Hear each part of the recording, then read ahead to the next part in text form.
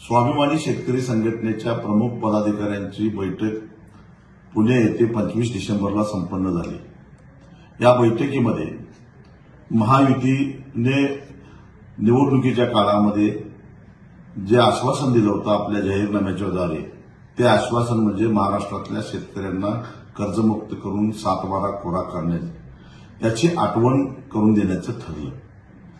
मागच्या 5 वर्षामध्ये केंद्र सरकारचं, राज्य सरकारचं जे शेतीविषयक धोरण राहिलं, विशेषतः तांदूळ, सोयाबीन, कांदा, साखर, डाळी आणि कापूस या पिकासंदर्भातलं आयात निर्यातीच्या धोरणामुळे शेतकरी फार रसातळाला गेलेला आहे। उत्पादन खर्चापेक्षा कमी किमतीला शेतकऱ्याला आपला शेतीमाल विकावा लागलेला आहे।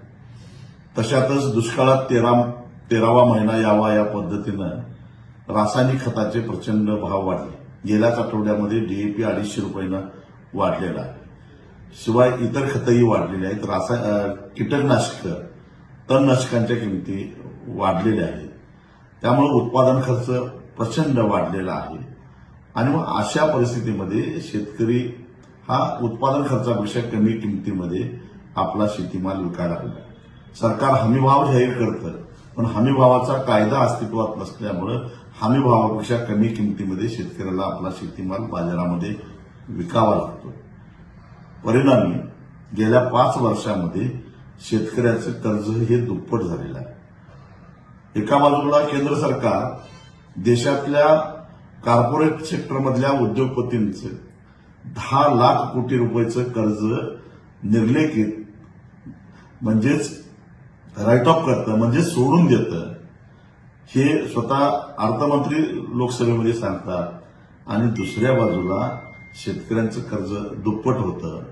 हे अतिशय दुर्दैवी गोष्ट आहे आणि म्हणून आता महायुतीला महाराष्ट्रातल्या शेतकऱ्यांनी भरभरून मतं दिलेली आहेत। महायुतीचे नेते हे प्रभू रामचंद्रांचे भक्त आहेत। एकवचनी सत्यवचनी असे रामचंद्र होते, तेव्हा त्यांनी आपला शब्द पाळावा आणि शेतकऱ्याचा 7/12 कोरा करावा म्हणून महाराष्ट्रातल्या सगळ्या प्रमुख पदाधिकाऱ्यांनी, कार्यकर्त्यांनी, शेतकऱ्यांनी 1 जानेवारीला सकाळी 11 वाजता जिल्हाधिकाऱ्यांच्या कार्यालयामध्ये जाऊन स्वाभिमानीच्या वतीनं हे निवेदन सरकारला आठवण करून देण्यासाठी द्यावं।